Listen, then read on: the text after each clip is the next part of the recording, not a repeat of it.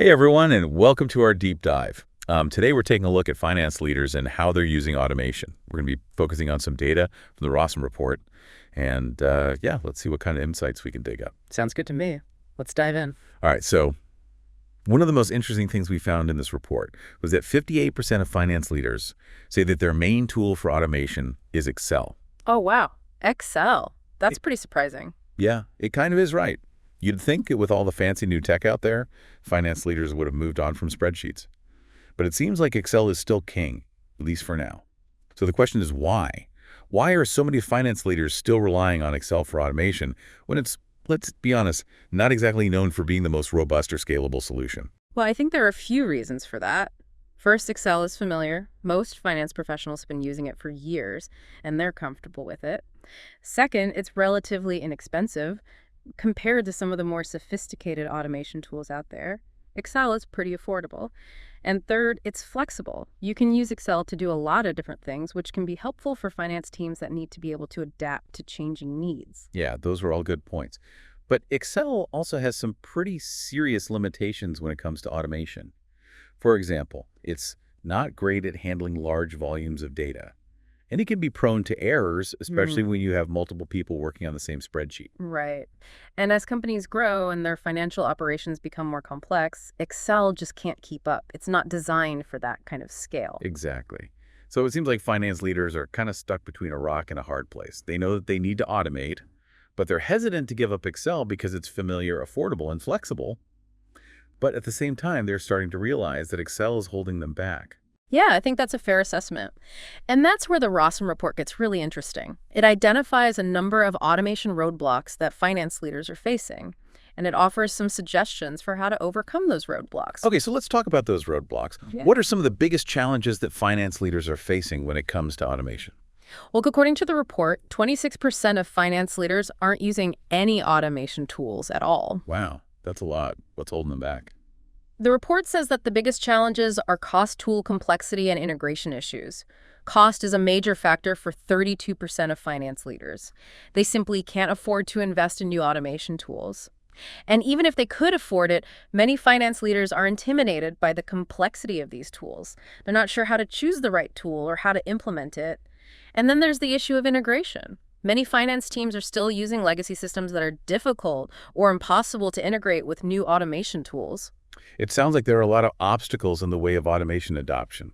So what can finance leaders do to overcome these challenges? Well, the report offers a few recommendations. First, finance leaders need to conduct a thorough assessment of their current systems and processes. They need to identify the areas where automation can have the biggest impact, and they need to develop a clear roadmap for implementation. Second, they need to prioritize upgrades to cloud-based or modular systems that support AI capabilities. These systems are more flexible, scalable, and affordable than traditional on-premises systems.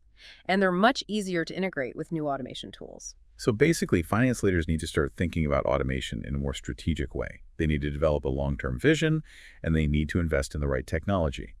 But what about the people? How do you get your team on board with automation? That's a great question. And it's something that a lot of finance leaders struggle with. The key is to communicate the benefits of automation clearly.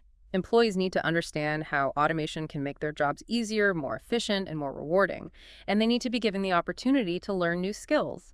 Finance leaders need to invest in training and development so that their teams are prepared to embrace automation. Okay, so we've talked about the challenges of automation adoption, and we've talked about some of the steps that finance leaders can take to overcome those challenges. Yeah. But let's shift gears for a moment and talk about the role of AI. AI is a hot topic these days, and it's starting to make its way into the finance world. So the question is, can AI be a game changer for finance teams? Or is it just a bunch of hype? I think AI has the potential to be a game changer for finance teams, but it's important to be realistic about its capabilities. AI is not a magic bullet. It's not going to solve all of your problems overnight, but it can be a powerful tool when used correctly. One of the biggest benefits of AI is that it can automate tasks that are currently being done manually. This can free up finance professionals to focus on more strategic work. So AI can help finance teams to be more efficient and productive. But are there any risks associated with using AI in finance? There are always risks associated with any new technology, and AI is no exception. One of the biggest risks is that AI algorithms can be biased. If the data that AI is trained on is biased, then the AI will also be biased. This can lead to unfair or discriminatory outcomes. Another risk is that AI can be used for malicious purposes. For example, AI could be used to create deep fakes that are used to defraud companies. Those are some serious concerns. So how can finance leaders mitigate these risks? Well, first of all, it's important to be aware of the risks finance leaders need to do their research and understand the potential downsides of using AI. Second, they need to choose AI solutions carefully. There are a lot of different AI tools on the market, and not all of them are created equal. Finance leaders need to make sure that they're choosing tools that are reliable, secure, and ethical. And third, they need to establish clear guidelines for how AI will be used within their organizations. AI should be used to augment human decision-making, not to replace it. So it sounds like AI is a powerful tool, but it's important to use it responsibly. And that brings us to a really interesting point. The Rossum report found that a finance worker was actually tricked into paying $25 million to fraudsters using deepfake technology. It's a pretty scary example of how AI can be used for nefarious purposes. It is a scary example, and it's a reminder that AI is not a perfect solution. It's important to be aware of the risks and to take steps to mitigate them. So what's the bottom line here? Is AI a game changer for finance leaders, or is it a risk factor? I think it's both. AI has the potential to revolutionize the way finance teams work, but it also comes with some inherent risks. The key is to use AI responsibly and to always keep humans in the loop. The future of finance is about human-AI collaboration, not human-AI replacement. Okay, so we've talked about the Excel dilemma, we've talked about the automation roadblocks, and we've talked about the potential and the risks of AI. But there's one more thing I want to touch on before we wrap up this part of our deep dive. And that's the question of how finance leaders can navigate the cost and complexity to increase automation adoption. We've already talked about the need for a strategic approach and the importance of investing in the right technology. But what else can finance leaders do? Well, one thing that finance leaders can do is to start small. They don't have to automate everything all at once. They can start by automating one or two key processes, and then they can build from there. Another thing they can do is to look for ways to leverage existing resources. Many companies already have some automation tools in place, and they may be able to use those tools to automate additional processes. And finally, finance leaders need to be willing to experiment. There's no one-size-fits-all approach to automation. What works for one company may not work for another. Finance leaders need to be willing to try new things, and they need to be willing to learn from their mistakes. That's great advice. So it sounds like the key to successful automation adoption is to be strategic, to be practical, and to be willing to experiment. But it's also important to remember that automation is not just about technology. It's also about people. Finance leaders need to get their teams on board, and they need to invest in training and development. Because at the end of the day, automation is all about empowering people to do their best work. It's great to hear that finance leaders can start small with automation. But I'm curious, what are some practical steps finance leaders can take to start implementing automation in their departments? Well, a good starting point is to conduct a thorough assessment of their existing financial processes. They really need to pinpoint those areas that are highly manual, repetitive, and prone to errors. Those are prime candidates for automation. Okay, so start by identifying the low-hanging fruit, so to speak, the processes that would benefit most from automation. Exactly. Once they have a clear understanding of which processes to target, finance leaders can then start exploring the different automation tools that are available. And there are a ton of options out there these days, from robotic process automation or RPA to artificial intelligence or AI-powered solutions. Wow, RPA AI. It sounds like a whole new world of technology. It is, but it doesn't have to be overwhelming. The key is to start with a specific problem in mind. Don't get caught up in the hype of the latest and greatest technology. Focus on finding the right tool for the job, the one that will actually solve the problem you're trying to address. That makes sense. So it's not about chasing the shiniest object, but finding the tool that fits the need. Exactly. And once you've identified the right tool, you need to think about how you're going to implement it. And this is where things can get a bit tricky, especially if you're dealing with legacy systems. Yeah, legacy systems can be a real pain. They're often outdated, difficult to integrate with, and resistant to change. They can be. And unfortunately, there's no easy solution. Sometimes you just have to bite the bullet and invest in upgrading your systems. But there are ways to make the transition a bit smoother. For example, you can start by migrating your data to the cloud. This will make it easier to integrate with new automation tools. Migrating to the cloud. That seems to be the solution for everything these days. Well, it is a good solution for a lot of problems. The cloud offers a lot of advantages in terms of flexibility, scalability, and affordability. Okay, so let's say you've assessed your processes, chosen the right tools, and upgraded your systems. What's next? Well, the next step is to get your team on board. Change can be difficult, and people are often resistant to new technology. So it's important to communicate the benefits of automation clearly. Explain to your team how it's going to make their jobs easier, more efficient, and more rewarding, and provide them with the training and support they need to be successful. Yeah, change management is so important. You can have the best technology in the world, but if your people aren't on board, it's not going to do you any good. Absolutely. You need to get your team to buy into the vision. You need to make them feel like they're part of the process, and you need to celebrate successes along the way. When people see the positive impact of automation, they're more likely to embrace it. Okay, so we've covered a lot of ground here, from assessing processes to choosing tools to upgrading systems to getting your team on board. But there's one more thing I want to touch on, and that's the question of cost. Automation can be expensive, especially if you're implementing a large-scale solution. So how can finance leaders justify the investment? Well, the key is to focus on the return on investment, or ROI. Automation can save companies a lot of money in the long run by reducing errors, improving efficiency, and freeing up employees to focus on higher value tasks. So it's important to quantify those benefits and to present a strong business case to your leadership team. So it's not just about the upfront cost. It's about the long-term value that automation can bring. Exactly. And it's also about looking beyond the financial benefits. Automation can also improve employee morale, reduce risk, and enhance compliance.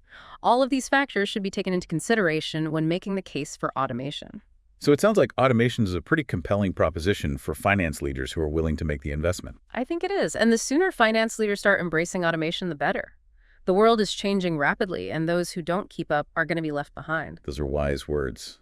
So as we wrap up this part of our deep dive into finance automation, what's one key takeaway that you would like to leave our listeners with? I would say this automation is not a one-time project. It's an ongoing journey. And the key to success is to be strategic, practical, and adaptable. Finance leaders need to have a clear vision for how they want to use automation. They need to be willing to experiment, and they need to be constantly learning and evolving, because the world of automation is constantly changing, and those who can keep up with the pace of change will be the ones who thrive. So it sounds like the key to successful automation is really about embracing this journey of continuous improvement. It's not just about implementing a tool and calling it a day. Absolutely. It's about constantly evaluating your processes, looking for ways to optimize, and being open to new technologies and approaches. Now, speaking of new technologies, AI is a hot topic these days, and we've already talked about its potential and risks. But I'm curious, what role do you see AI playing in the future of finance automation? Well, I think AI is going to become even more integral to finance automation moving forward. We're already seeing AI being used for things like fraud detection, risk management, and investment analysis. But I think we're just scratching the surface of what's possible. As AI technology continues to advance, I think we'll see even more sophisticated applications that can help finance teams to be more efficient, effective, and insightful. It's almost like AI is going to become a virtual member of the finance team. In a way, yes. But it's important to remember that AI is a tool. It's not a replacement for human judgment. The best finance teams will be those that can effectively combine human expertise with AI's analytical capabilities. So it's all about finding that balance between human and machine. Exactly. And that brings me to another trend that I'm excited about: the rise of the citizen developer. Citizen developer, what's that? A citizen developer is essentially a non-IT professional who creates their own software applications. And with the advent of low-code and no-code platforms, it's becoming easier than ever for finance professionals to develop their own automation solutions without needing to know how to code. Wow, that's pretty amazing. So you're saying that finance professionals can basically become their own automation engineers? In a sense, yes. And I think this is going to have a huge impact on the finance function. It's going to empower finance professionals to be more self-sufficient, and it's going to free up IT departments to focus on more strategic initiatives. That's a really exciting prospect. So we've got AI becoming more sophisticated, and we've got citizen developers becoming more empowered. What other trends do you see shaping the future of finance automation? Well, another trend that I think is going to be really important is the move towards cloud-based solutions. Cloud computing offers a lot of advantages for finance teams, including flexibility, scalability, and affordability. And as more and more finance teams move to the cloud, it's going to become even easier to implement and manage automation solutions. So the cloud is basically the foundation for the future of finance automation. I think so. And I think we're going to see more and more finance teams adopting a cloud-first approach to automation. So we've talked about a lot of exciting trends here. But I want to bring it back to the finance leaders who are listening to this. What's the one piece of advice you would give them as they embark on their automation journey? I would say this: don't be afraid to experiment. The world of automation is constantly changing, and there's no one-size-fits-all solution. What works for one company may not work for another. So don't be afraid to try new things, and don't be afraid to fail. The most important thing is to learn from your mistakes and to keep moving forward. That's great advice. And on that note, I think it's time to wrap up our deep dive into finance automation. Yeah. We've covered a lot of ground today, from the Excel dilemma to the role of AI to the rise of the citizen developer. We've talked about the challenges, the opportunities, and the trends that are shaping the future of finance. I want to thank you for sharing your insights with us today. It's been my pleasure. And to our listeners, thanks for joining us on this journey. We hope you found it informative and inspiring, and we encourage you to keep exploring the world of finance automation because it's a world that's full of possibilities. Until next time, happy automating.